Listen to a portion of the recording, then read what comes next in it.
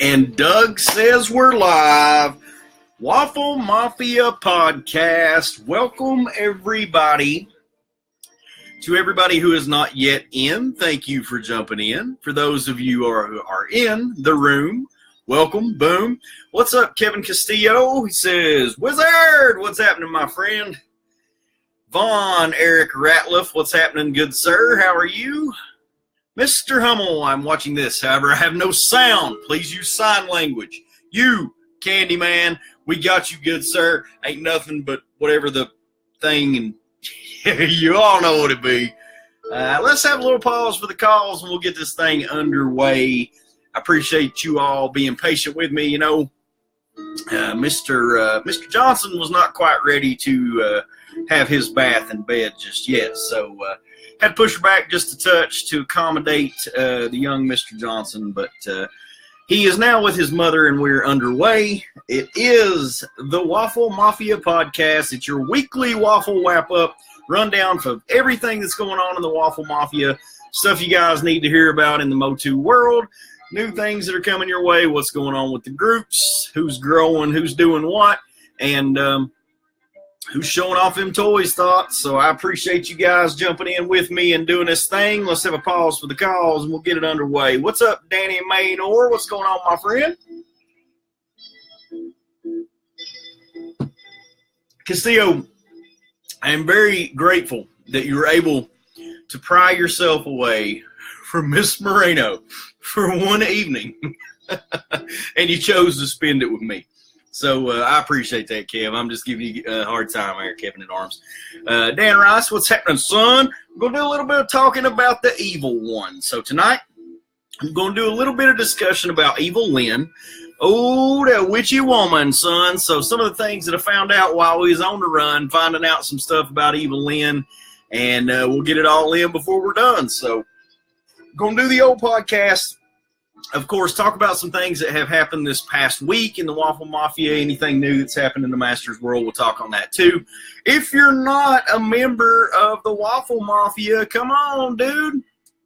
Come hop in. Great groups, and we're all friends. So under the Waffle Mafia banner, several groups. If you don't know who we are and what we do, we got the Lord of Destruction Waffles, Mr. David Carboca. He put the horse head in your bed. John Myslowick over at the Most Powerful Waffles, also Most Powerful Auctions. Check that out as well. And then Lucky Legends, myself, and then, of course, we got our brother from another mother, Mr. Joito Josue, down at La Wheel doing the Sunday night thing. So for you guys who are new to the thing and what we do, we all tip our hats and we welcome you. Welcome to the Mafia, my friends. And this is where we drink beers and do spins. So Mr. Poppy, good to see you, good sir. It is good to see you. Dick Torres. Dick Torres in the room? My Lord. My goodness. Lucky Legends for the win. I appreciate that, my friends. You guys are Lucky Legends. You make it do what it do. You guys are also the Waffle Mafia, too. So couldn't do a thing without you all. We need one of the hats that say Waffle Crews. What we need. I always rep the Reaper Crew. I love some Suns, and so I dig my Reaper Crew hat, but oh, how cool if we had a Waffle Crew hat, man. That's what we need. And a little Waffle Mafia logo on the back, and that's where it's at. So, I don't know, you guys that are good at stuff like that and figuring that kind of stuff up, get out there and find us some, man.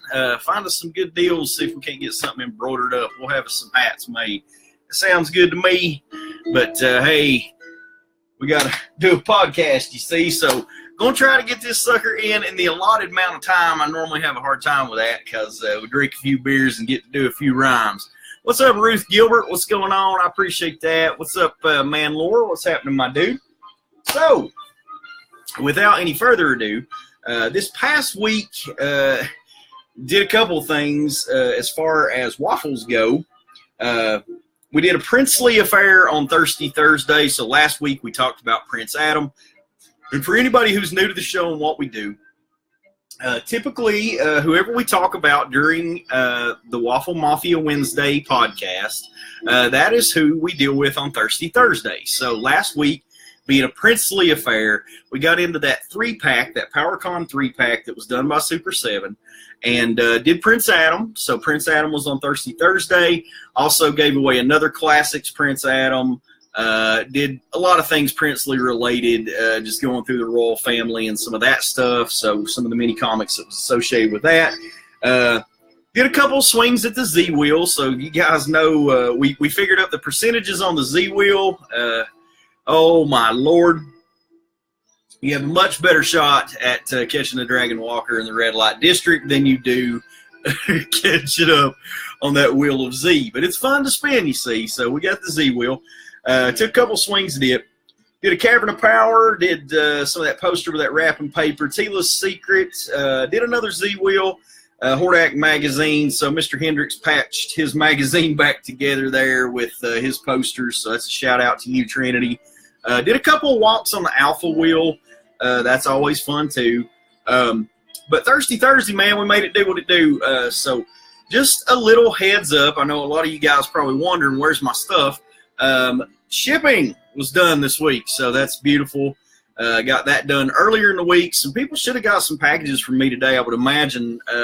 Also, some stuff should be arriving tomorrow for some of those other folks. So if you have not checked your mail yet, get out there, man. There might be some stuff from Lucky Legends. Quite a bit of stuff went out. Did 115 in shipping this past week, and probably got another 100 to go for this upcoming, or for the remainder of this week, to have everything out. So the goal is by Friday of this week that we have everything, all the past prizes are gone. And then we also have tomorrow night's Thirsty Thursday gone. So I'm going to try to have those all gone on Friday. So there are still a few little straggler things that are out there that still have got to get sent. But other than that, man, and packages went. So went to the post office, got that done. So you guys should have some stuff on the way. What's up, Mr. Black? What do you say? You got Mr. Magnus. What's happening, y'all? Kimberly Power Black. Mr. Johnson, hello. I hope Draven is also joining in there, bro. What's happening, Mr. Denny? What's going on, good friend? Oh, Dan Rice, shipping. Woo-hoo-hoo. Yeah, man. Steve got my Hydron that I didn't know won today, so that's awesome. Wily Cat, you actually were a winner on the Alpha Wheel. So those some of those prizes being provided by Mr. Alphabet himself. So a big shout out to Stevie Magnus, Alphabet as we call him within the Mafia. Big nod to you, sir. I appreciate you making the Alpha Wheel be a fun thing to do and throwing up some of the prizes for that. So that's very cool. Nod to you, my friend. Also, we did Syrupy Saturday. Syrupy Saturday, we stayed within the 3-pack. So we did do Trap Jaw. So did mini comic Trap Jaw. Daniel Maynor won that, so Mayonnaise picked that up. However, he worked out a deal with Mr. Espino, and I don't ever mind if you guys do that. If you got something you want to trade it, do whatever. I don't care, man. Just let me know. Johnson drinks a few lagers, yo, so just remind me if something's not went out. But Mr. Espino contacted me, Carlos, and said, hey, man, do you mind to hang on to that Trap Jaw for me? No, brother, not a bit. He's been in here running shit. So, old Trap Jaw, man, mini comic Alcala Trap Jaw, he's hanging out running the room right now. So, a shout out to you, buddy, for letting him hang out just a little bit longer here. These classics don't last quite as long as these beers. So, I appreciate you guys jumping in on Saturday. It was a fun time. Did that thing. Did a Z-Wheel. Gave out Strobo. So, old Dano Lamano had Strobo on the way. It should arrive tomorrow or today. Sent a few other things out. Let's see what else we got. Did a little Red Light D. Trinity took a swing on that. Got a little case of the Dragon Walker. Did an unnamed one to Mr. Itis. And so the prizes rained. It was the pity prizes rained down on Saturday night. It was a good night. And I appreciate you guys doing that. So moving forward, we got to get into this Evil Cat. So we got old Evil-Lyn, and going to talk about her tonight. found out a lot of interesting things. Was looking up Evil-Lyn, trying to find the information for you guys. And, of course, Evil-Lyn, always a very interesting character to me because, honestly, as a kid, I didn't really care for her that much. You know, the bright colors, they were cool. You know, she definitely stood out as far as figures go. But to be honest, you know, Johnson at one time was a young boy. I did not spring directly from the teat of the mother wolf. But in my younger days, just really didn't care much for the female action figures. So when I got Evil-Lyn, it was cool because she was, you know, obviously a part of Masters and what was going on. But to me, really, she was just sort of the opposite Teela. So you had a good girl and you had to have a bad girl. So that was just the way that it worked for me. And, oh, guys, if Evil-Lyn is not a bad girl. So a lot of the things that we'll talk about tonight lend themselves to her terrible personality and the awfully, deliciously wicked person that she is. Oh, Evil-Lyn. So there you go. There's the vintage figure that we saw as kids, and stood up next to her counterpart Teela. So, like I said, for me, it really was nothing more than just a necessary female counterpart to the fact that, you know, we had this beautiful blonde barbarian. Now we have to have an evil warrior goddess, and so Evil-Lyn, introduced in 1983, was introduced as the evil warrior goddess. So, interestingly enough, nothing lending itself to her sorcery or her witchcraft or her witchy woman ways. Simply just Evil-Lyn being the evil female warrior. So there you go. Evil warrior goddess. Sorry. Brought into the line for gender diversity. Obviously, if you got a girl on the good side, you got to have a girl on the bad side. So we did have that. Rooted in Mark Taylor's concept design is where we actually find the origins for Evil-Lyn. So in digging, I wanted to go back and see, you know, where exactly did Evil-Lyn come from? Why was this character created? As we know, with a lot of the early concepts, they went under different names. So there was sort of a working idea of what you wanted that character to be, or who you wanted that character to or what side they fell on, or sort of the things that they may do. They may work with He-Man or don't, or what, you know, they're supporting cast. So in that particular case, Evil-Lyn brought in a bit differently in Mark Taylor's early concept designs. Now, can we say that Mark Taylor created Teela? Which we can. We can definitely say that. But can we say that he created Evil-Lyn? Kinda. Because when you get into the artwork, the early concept artwork, let's have pause for calls. Johnson's mouth get a little dry. There we go, my guys. So in the early workings of that stuff, what we saw was the original concept art that was for the goddess. The goddess also being where Teela pulled her origin from as well. So when we look at that particular figure, if you look at the goddess figure and you look on the point here, you will see the V shape. Now, that's interesting because when we got Ultimate's Teela and they gave the extra head, we also got the head with the V shape that goes under the snake hood. So in Mark Taylor's original concept design, he actually had the goddess, who is shown with that particular V-shaped design here, and we see that translated over into Evil-Lyn. So that did carry over into the figure in a later design. Now, was it Mark Taylor who actually designed the look of Teela? Well, or Teela. Jesus, I want to talk about Teela tonight, guys. I'm sorry. Yeah, from the head down, because the Teela design, or the goddess design that actually eventually evolved itself into Teela, who was going to be goddess / sorceress, this particular design is exactly the same as the design that we got with Evil-Lyn. So the early drawings held true. They stayed true to the form that the goddess / sorceress was in. However, Colin Bailey, who actually did the some of the artwork at Mattel, or for the early workings, he was the Mattel artist who we saw do the original head sculpt design. Now, he also did Trapjaw. He also did Buzz-Off. If you look at his sketches, he has a very unique design and how he draws things out. But one thing that he was very specific about was how the head sculpt would be done and how the face would be done. So with Evil-Lyn, it was really important in Colin Bailey's first drawings of Evil-Lyn that we got the headpiece. So the headpiece was a big key part of the drawing. And if you go back to the original drawing done by Colin, it actually does have, you know, the real big points that come out. So it very true to the design that we actually ended up getting with Evil-Lyn. So also what you see there, and I don't know if you guys have ever paid really close attention, but Evil-Lyn's face is a completely different head sculpt, absolutely new. So with that, Mr. Bailey had a couple of notes about who he felt like this particular figure should look like. And she was sculpted after Sophia Loren. So Sophia Loren, if you guys have ever seen Sophia Loren, a lot of the keynotes that Mr. Bailey put down about Evil-Lyn was that she was to look like Sophia Loren. So some of that translated beautifully to the toy, actually. So some of those details were kept in place.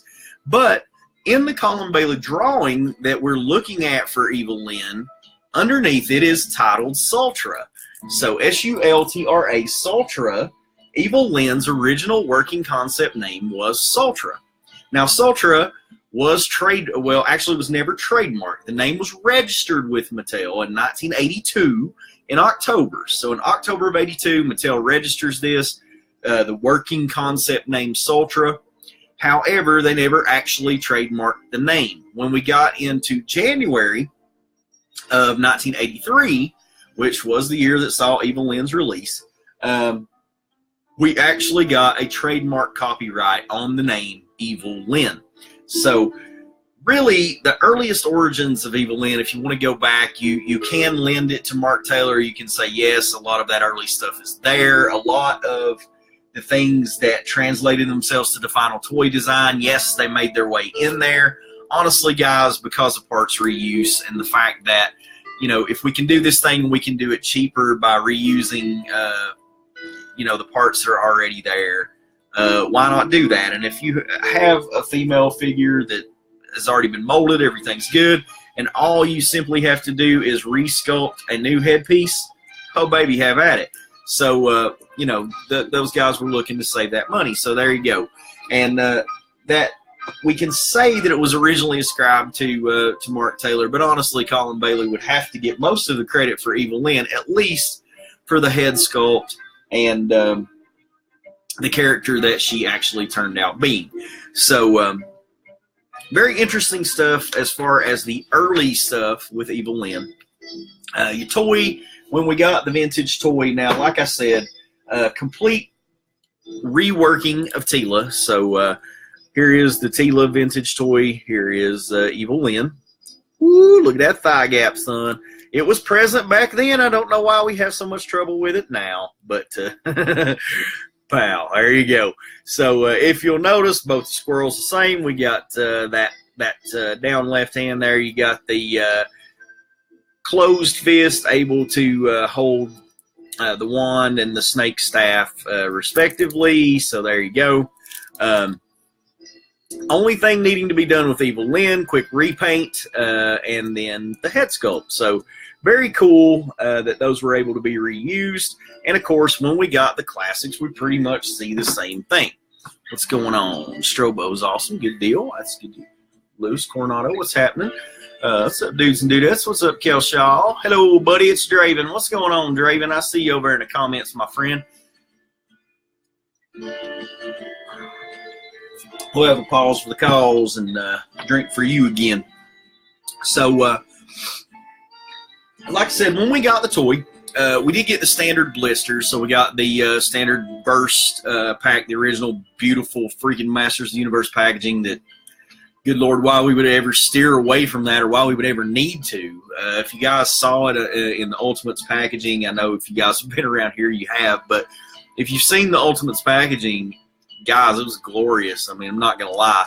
Yeah, we would have loved to see the resealable packaging. Yes, that would have been amazing. However, you could run me a whole line of just remake every single classic, put it on the blister, on the original blister, and I'm all over it, dude, on that original cardback artwork. So Super 7, if you ever really just want to ride the cash cow, which we know is not exactly what you guys are trying to do, and remaking some of the figures that people are simply longing for, you know, and I commend Super 7 for that. They did give a reason why, you know, they're just not going back and mass producing figures.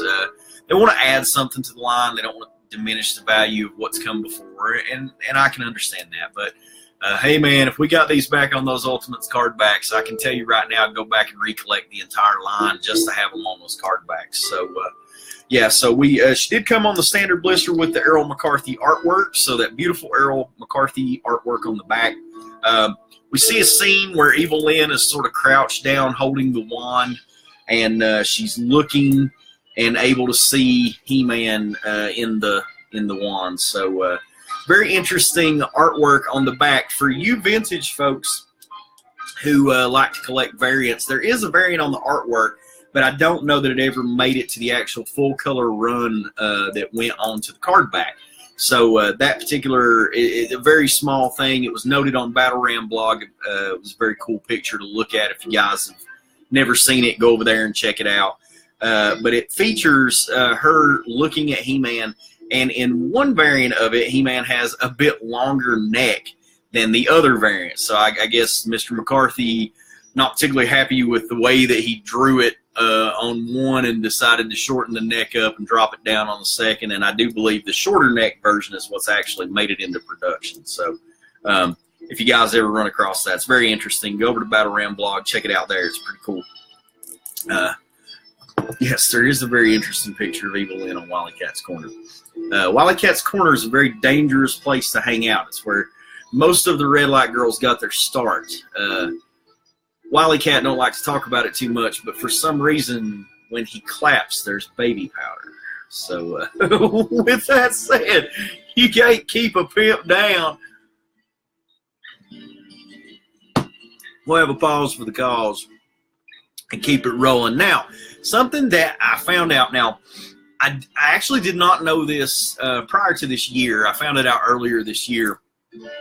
Which is absolutely crazy because I had the toy as a kid. I actually, like I said, probably didn't play with her very much, but I did have her. But found out earlier this year that Evil-Lyn's staff, her original vintage staff, actually did glow in the dark. So a very cool thing if you ever take a look at that, or if you have one of the vintage wands around, man, throw that thing in the dark. It's pretty cool. It was done with plastic that glows in the dark. What's interesting, though, is on the card back, when they were talking about Evil-Lyn, of course, they break down the action features and what that particular figure is able to do. We got the waist twist, or we got the waist twist. We got the waist twist. So we did get that. We got the wand sliding into her hand so that she could hold it, which is pretty cool. But they missed out on one of the coolest selling factors of the entire thing, which is the fact that the staff glowed in the dark. So, interestingly enough, not on the card back, but the staff does glow in the dark, if you guys have never seen it. Let's see, what else was interesting there?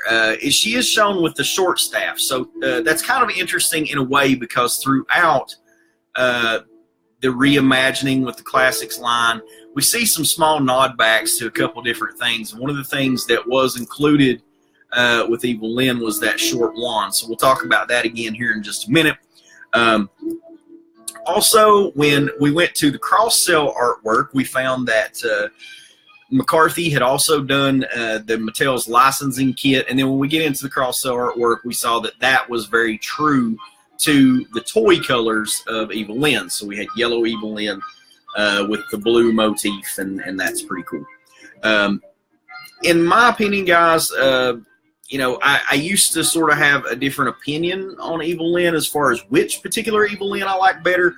As we get through the rest of the rundown, we'll talk about it. I'll get into why one feels a little different to me than another, why I like it much more. Evil-Lyn's real name is Jaundice. That's correct. It's Jaundice Evil-Lyn, as she has come to be lovingly known throughout the community at times. Yellow Skin or Simpson's Evil-Lyn.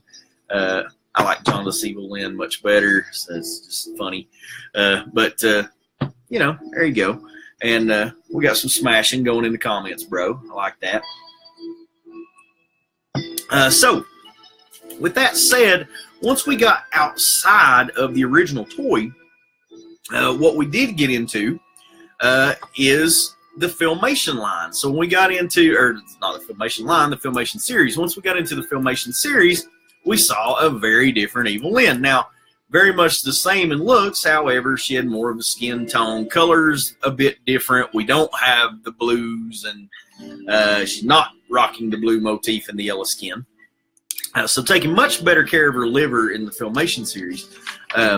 What we see is Evil-Lyn, Warrior Goddess. Same thing. She is Skeletor's second in command. Vastly more intelligent than all of the other evil warriors. She is subservient to Skeletor. Admittedly, she is not as strong as Skeletor, and she does admit the fact that her powers are not quite as strong as Skeletor's. But she is also very vocal about the fact that all she wants is power. She is neither loyal, she's loyal to no one. She's simply loyal to power. And when we think about this witchy woman and the things that we have seen her do throughout the years, going through Filmation and then Resurrection through MYP, Evil-Lyn is simply out for herself. She wants the power, and she's all about the power, and even compliments He-Man on his muscles at one point in time, because He-Man does have the power. Now, she is a witch. She is listed as a witch, although she was intended to be Teela's counterpart. She is a bit more of a counterpart to the Sorceress. So, interestingly enough, if you stack them up in Filmation, Evil-Lyn is a much better rival to the Sorceress in the sense that they both are magic users. They both are sorceresses, so they can battle. Teela, known for hand-to-hand, leader of the Royal Guard, or captain of the Royal Guard, not necessarily known for casting spells or doing magic. Now, a little bit later down the road, perhaps, when her destiny's fulfilled or her fate has been seen later on in different canon, if that's something that you accept. But as far as Filmation goes, Evil-Lyn, much better rival for the Sorceress, and they do actually square off a time or two in using their powers. But Evil-Lyn, not necessarily hand-to-hand combatant as we see her in Filmation. Oh, but Filmation is not our only iteration of Evil-Lyn, and especially not the one that I care for, my friends. So let's have another little pause for the cause. And here we go. Let's keep on talking about this Warrior Goddess, yo. So, Evil-Lyn, Warrior Goddess, we got to get on over and talk about a little bit of the MYP. We're going to get into that too. But I wanted to talk about a couple of things to look for in Filmation that's quite interesting, because Evil-Lyn in her earliest, even in her earliest forms, when we see her in the Golden Books, when we see her in the Motu UK Annals, Evil-Lyn has the ability to transform. And so, being a sorceress, she is able to transform into different things, to disguise herself in many different ways. But one of the earliest things that we see her transforming into is actually this sexy little bird right here, Screech. So Screech, now, of course, color-wise here, a lot of debate on how you feel about Screech. A lot of color debate also on Zoar or Zor, however you like to pronounce that. I like Zoar, but so the colors here, we got the nice colors that go along with Evil-Lyn. It's the colors that we got as a kid with the vintage toys. But if we get into some of that media and get into some of those comics and artwork, Screech actually shown a little bit different, a couple different ways. Sometimes not necessarily a falcon, but sometimes a vulture-looking bird. But Evil-Lyn having the ability to transform into Screech. Screech noted 3 E's. That is a separate figure. So Screech, Evil-Lyn having the ability to change into Screech. So that is something. Evil-Lyn is a shapeshifter. So she does have the ability to do that too. Been watching 2006 the first time. She seems like she has a ton of power. Seems very young. Yes, we'll talk about that in just a second. They do let her grow in the comics. That is correct. There's a lot of very interesting stuff, especially in the development of her character. And so, interestingly, a point that I was going to touch on before we got into this shape-shifting part and her disguises, the many guises of Evil-Lyn. It was listed, and we kind of, in order to talk about where Evil-Lyn found her base and where she came from, you've got to talk about a little bit of that backstory. And so the backstory on the classics and what Dan's talking about with MYP and MV Creations, that really expanded on Evil-Lyn as far as her backstory. But a lot of people thought that backstory was just simply made up, that Netlich came in and just created something and made some things up that weren't necessarily true. And one being where her name came from. So Evil-Lyn, obviously one of the most interesting puns or play on words in Masters. It's Evelyn. So Evelyn being her name, dashed out to Evil-Lyn. It is written in the 82 Bible by Michael Halperin that her name was Evelyn Morgan Powers, and that she actually was a scientist from Earth who crash landed on Eternia. So that backstory is there. That backstory follows also along with Marlena. But interestingly, throughout the years, there's also some changes to that story.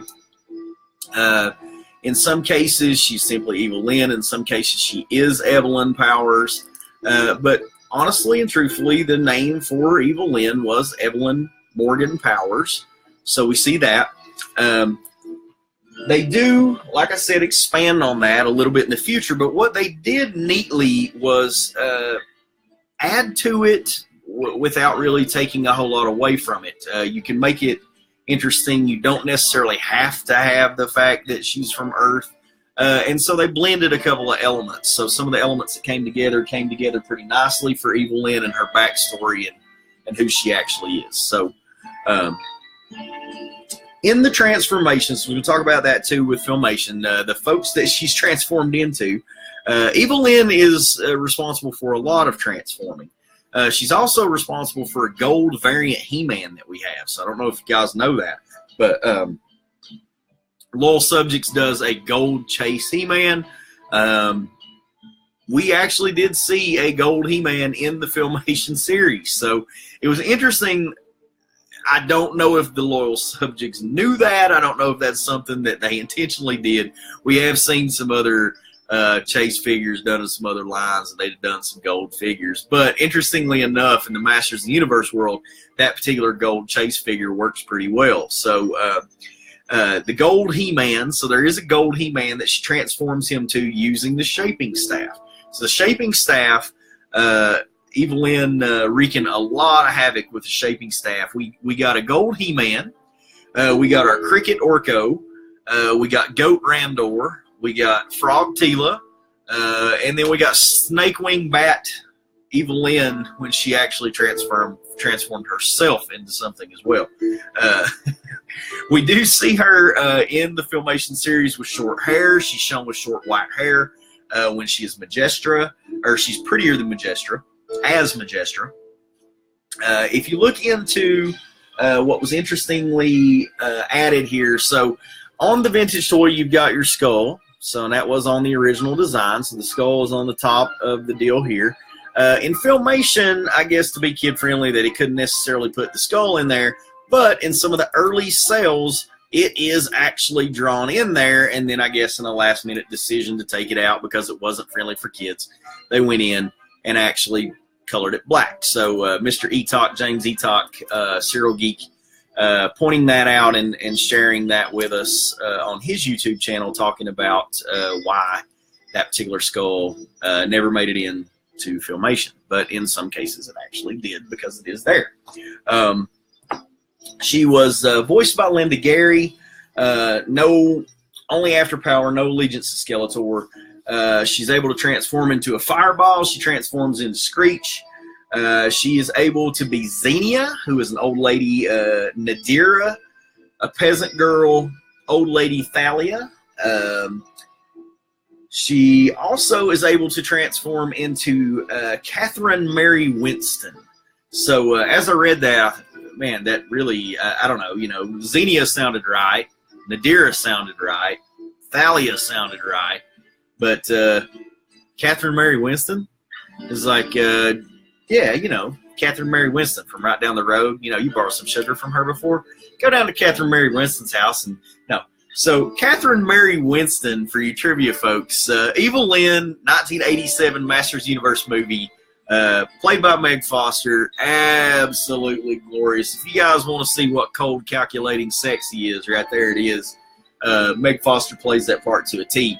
But Evil-Lyn actually disguises herself as Julie's mom. So Julie's mom, Catherine Mary Winston, one of the many guises of Evil-Lyn. I thought that was a very interesting piece of trivia to pick up as we were talking about her transformations and the things that she can do. Now, throughout the series, we see her obviously being Evil-Lyn, being second in command, having the power, always sort of challenging Skeletor somewhat, but very competent and able to do the things she wanted to do. We do see a couple of cases, though, throughout Evil-Lyn's telling over the different canons where Evil-Lyn has shown a soft side. She obvious affection, or I guess admiration, you could say, for Skeletor. She did save the sorceress when the sorceress was a harpy from Shiggorath, so it's very interesting there. Shiggorath, is that right? No. No, I don't know. Johnson's got to look that one up. That one's odd. Don't quote me on that one. But saves the sorceress from being a harpy in that particular episode. Her magic actually reverses the magic where she's a harpy. Interesting Filmation episodes to check out. Shaping Staff, Curse of the Spellstone, Evil-Lyn's Plot, and The Royal Cousin. Those are all very interesting episodes where Evil-Lyn does her shape-shifting. Moving on, we talk about MYP. Mike Young Productions 2002. We lovingly refer to it as 2000X. She does a transformation in that series as well, so it was a nice nod and throwback to the fact that she did disguise herself and confuse folks. She transforms into Cersei in that particular series. So Cersei luring the men in with her beauty, except pause for cause.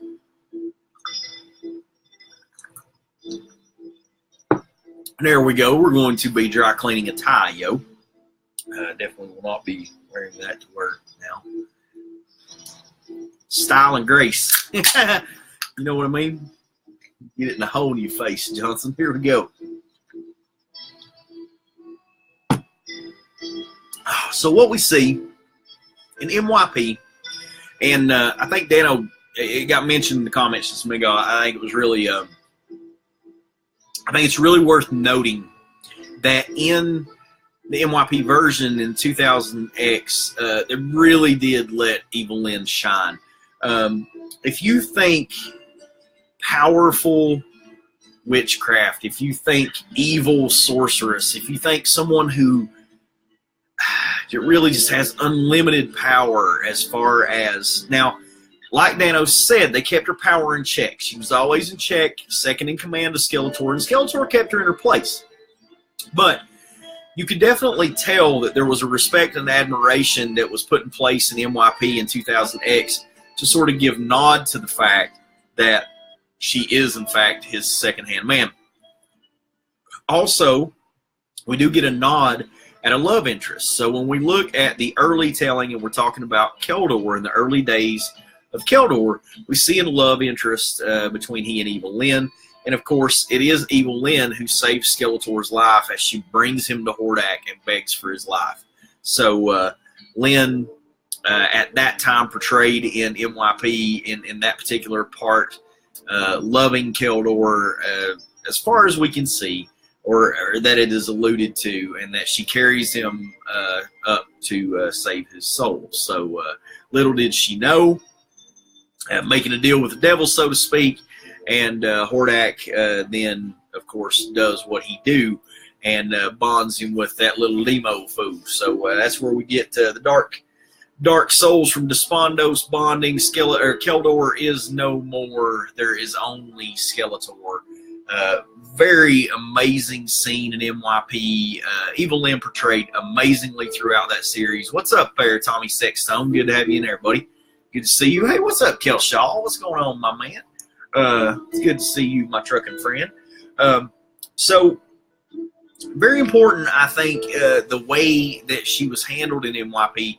They wanted you to know that she had a lot of power. There was a lot to her. Very, very in-depth character.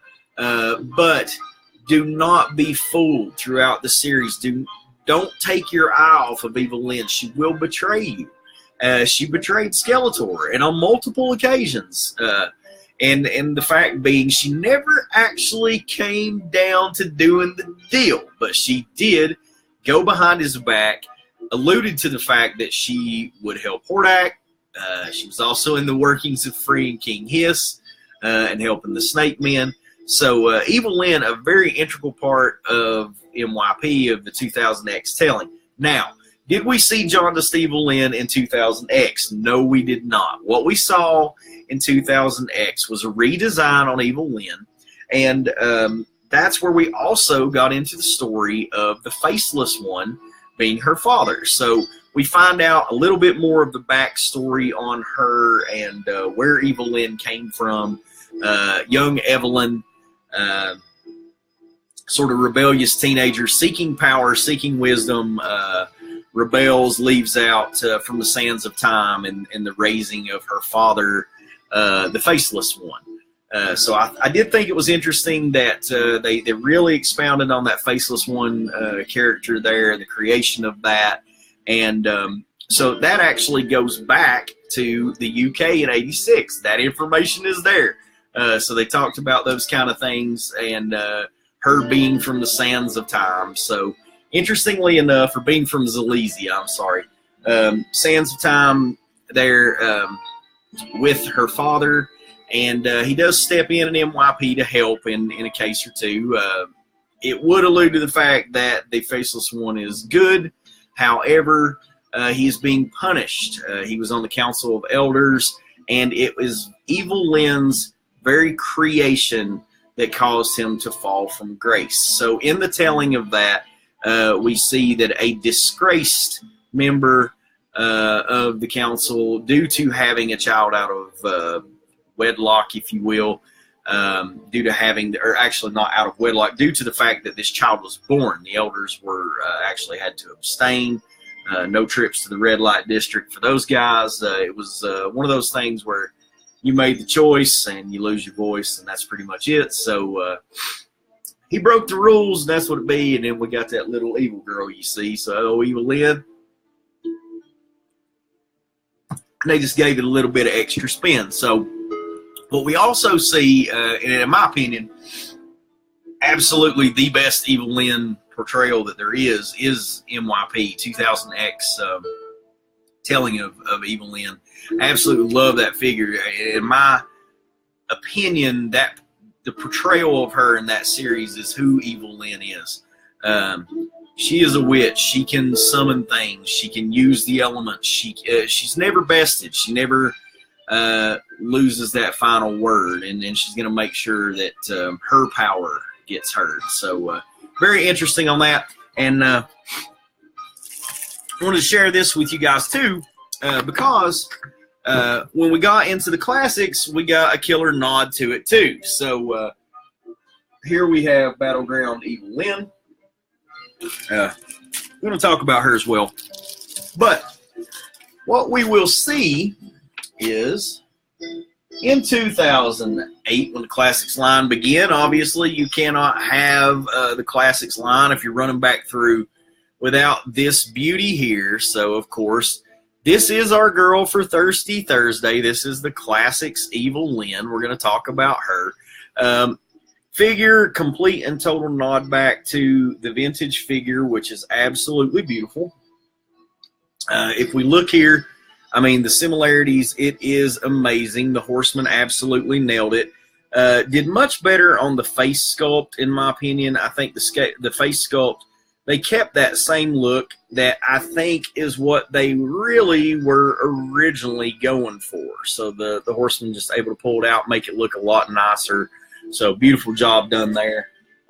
Again, just like the vintage toy, complete throwback, or a complete parts reuse and throwback color scheme there. So we have the Classics version of Tila, and then we also have the Classics version of Evil-Lyn. So you'll see exact same sculpts, repaints, you know, holding true to who, you know, the one they came to the dance with. So that was how they got here, and they stuck her out with it, doing the Classics line as well. So complete repaint there. Now, once you got that figure, but you'd seen MYP, you thought, oh man, gosh, if we could only get that 2000X Evil-Lyn. So as they were going through and they were doing some of the 2000X figures, we got that. And what we got was very interesting, because what this Battleground Evil-Lyn really truly is, although it is a repaint, and it is a repaint of the same two figures that we just looked at, it is a very stunning repaint.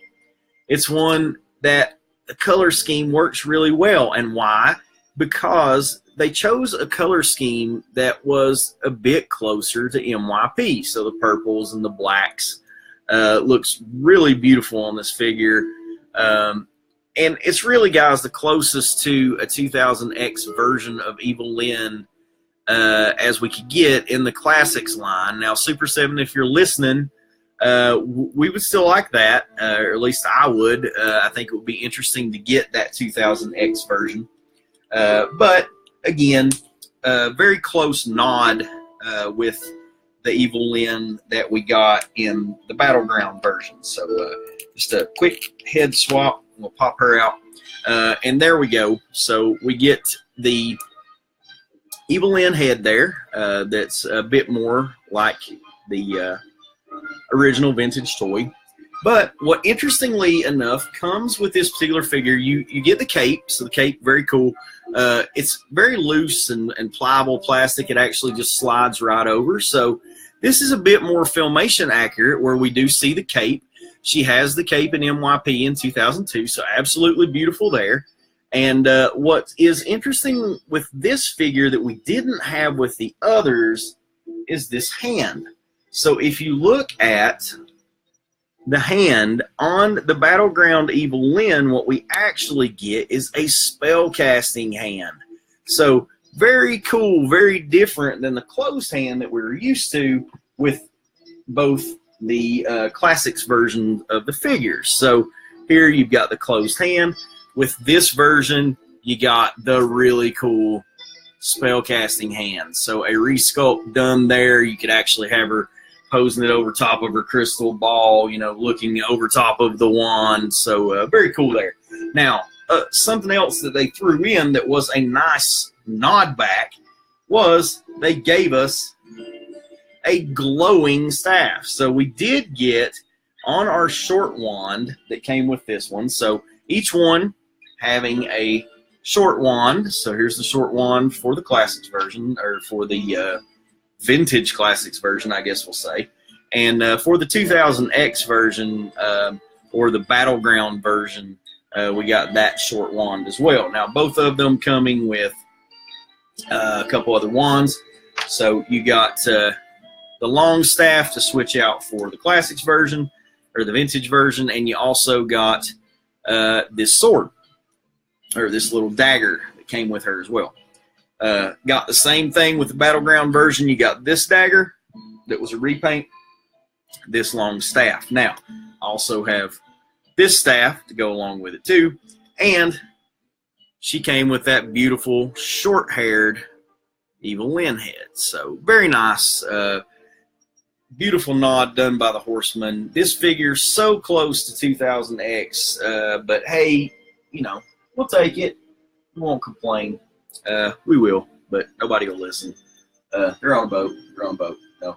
We're shipping on the 20th, so the new figure's coming out on the 20th. Now, we did see another version of Evil-Lyn that was done in the Club Grayskull line, and that was the Filmation Evil-Lyn. So that line continuing, that's still out there for you guys that have not ever seen that one. That one was actually on sale today through Mattel on Mattel's eBay at under $20. So pretty cool grab on that Evil-Lyn if you didn't have it and you are collecting that Club Grayskull line. Me, myself, don't particularly collect that line. However, there are a couple out of this new wave that I absolutely want to pick up on. So that's pretty cool. With the Battleground version, we did get a new bio. It was a throwback to 2000X with purples and the blacks, capes removable. Interestingly enough, no waist articulation on these figures. I don't know if you guys have ever paid attention to that, but no waist articulation, so we do not move at the waist. So they follow that same with all three because all three of those share the same sculpt. Let's see. Last couple things I want to touch on.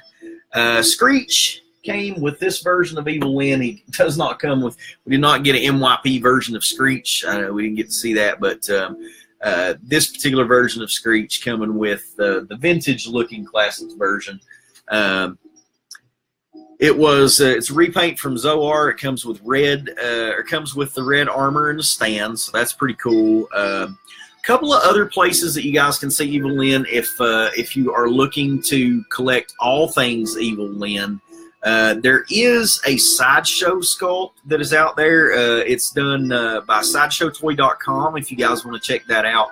That sculpt, there was only 750 pieces being made. They're $440 a pop. I know it's very expensive, but if you guys see the quality and just the detail and stuff that went into that, I can understand $440 for that piece. If you get on the website and you sign up and you're a new member, you do get $20 off your first purchase, so you can pick this bad boy up for $420. There you go. And let's keep on moving with the show. She is out there. It is beautiful. She's got the snake tattoo on her back, so it's kind of interesting. Sideshow just sort of jazzing it up a little bit, putting the snake tattoo on the back. It is still in pre-order. You can still get a hold of that if you want. She's wearing those thigh highs of evil. It's just absolutely glorious. This particular Evil-Lyn, if you guys have not seen this, oh man, you definitely want to slide over there and check that out. She's rocking this sort of glorious cheeky look. A bit more cheeky than our Super 7 Tila that's on the way. This has a bit more of a wedge to it. But you guys should definitely check that out if you haven't already. Beautiful snake tattoo on the back. And, of course, we got that cheeky sort of grin there on the backside. The thigh highs of evil. The headpiece almost dragon-like, kind of cool looking. The wand is a clawed hand holding a jewel. There are also a Sideshow He-Man and Skeletor sculpture out there if you guys haven't seen that also. There is another Evil-Lyn. It's the Power I Want version. It features a full bodice like bustier. She's more 2000X inspired, and that one has a tattoo also, has the snake tattoos. She does have a cape. It's purple and black motif. Those were limited to 1,000. They are gone, so you cannot get a hold of those anymore unless you were to pick them up from a third-party retailer or eBay, or go over to heat-bait.com. They don't have them over there, but hey, they might. So go check it out anyway. But yeah, those were limited to 1,000. They have been sold. Also on ToyWiz.com, they do have the 2000X mini statue of Evil-Lyn. That's pretty cool. I don't know if we got her in a Stacktions version. I can't remember. I don't think so. Maybe you're right or wrong. Don't know. There are, of course, the 2000X versions out there as well. But, hey, man, that's what it is as far as I can tell. So y'all join me back tomorrow night. We're going to do Thirsty Thursday, all right? We're going to talk about this little squirrel right here. And we'll probably talk about a few more squirrels while I drink my beer, because you know what happens when that syrup starts to flow and these toys get to going. So I appreciate you guys hanging out with me. Want to give you that quick update on shipping, let you know where everything was going on that. I know that we still have a couple of other things we got to do. We got to do the Gray Skull 700. I am working on that, guys. That is absolutely intense. It's not coming together the way that I planned. I admit when my plans fail. So hasn't failed quite yet. But it has been a cluster trying to get that one together. I do have the free spots for the podcast for last week. We'll have the free spots for tonight. And then, of course, we got our monthly participation prize. So I haven't forgot about you guys on any of those things. Still have those out there. But to be quite honest with you guys, I actually wanted to just completely catch up on shipping before we get anything else going out. So, you know, at times I get a little bit ahead of myself with a lot of great ideas. Or I won't say great ideas. You guys get me inspired, get me thinking about stuff, give me some crazy ideas, and then I just want to run with them. But we'll come up with some great ideas and think, you know, hey, man, can't wait to do that. We get really super pumped up to do it. And we just get a lot of things on the burner. So right now, going to slow things down just a touch for this week until I can get the rest of the shipping complete. Took a huge chunk out of that on Monday, and then we're going to finish that up on Friday. Everything from tomorrow night will go out on Friday morning as well, and that way we will have a completely clean slate with shipping, and we will come back in the following week, pick up the things that we're behind on doing. Oh, and by the way, Daytona 500 on Sunday. So you guys know how I get during race season. Things get a little bit wild, and I may pop up a couple times just being a child, jumping on there talking to y'all and doing what we do. And let's have a pause for the cause for the Waffle Mafia foe. I appreciate you guys hanging out with me and doing what we do. Hey, all kinds of great groups for y'all to check out too. Go over to Scareglow's house. Check out Mr. Itis and what John's got going on over there. He's building a nice family too. And, you know, hey, man, different fits for different folks. Some people like fun, some people like jokes. You know, just do what you do. Whatever makes you happy is the best. But make sure you stay over here with Legends, man, because I love y'all to death. Y'all are my world. Ain't a whole lot goes on that y'all ain't up in it. And doing the waffles, man, it's just the fun when we spin it. You guys are the fun, and you guys are my day, and the things that I see that make me thank you guys, and the stuff that's going on in my work day make my day better. So you guys share your world too. Jump on Legends, go live. Trinity did it this past week. I don't mind a bit. Get on there. Hey, guys, this is your all's site. This is your all's group. It's your all's page. It always has been from day one. So you guys do what you want to do. Jump on there and talk to each other too. Check out some of the other groups. Enjoy the toy always, man. Go over there, see what Mr. Hummel's doing over there. Enjoy the toy. He's always got something going on. A lot of cool stuff going on over there too. Sister podcast, man, Masters of the Galaxy podcast with Brian Ozone and John Meislowick. Make sure you check that out, too. They had Penny Dreadful on this past week. Those old podcasts are good. Go back and listen to them. Always, man, check out Fans of Power. It's Joe and Tyler, our brothers from another mother. Go to popculturenetwork.com, he-man.org. Check out all the great pages, man. All great people, all great fun. Motu Nation, one of my favorite Masters pages. You know, I like to keep it within the Mafia, guys. I'm not going to lie. I'm a little bit jaded like that. You know, we've got a thing that we're trying to do and this thing that we're trying to build, and we got to keep it chugging that way. So, you know, forgive me if we keep each other close. Appreciate that. I love y'all, bros and ladies, all my squirrels. Y'all have a good night, boys and girls. Thank you for hanging with me. We'll see y'all again tomorrow night. Let's pause for the calls and send this thing out right. I love y'all, and we'll talk to you later. Peace.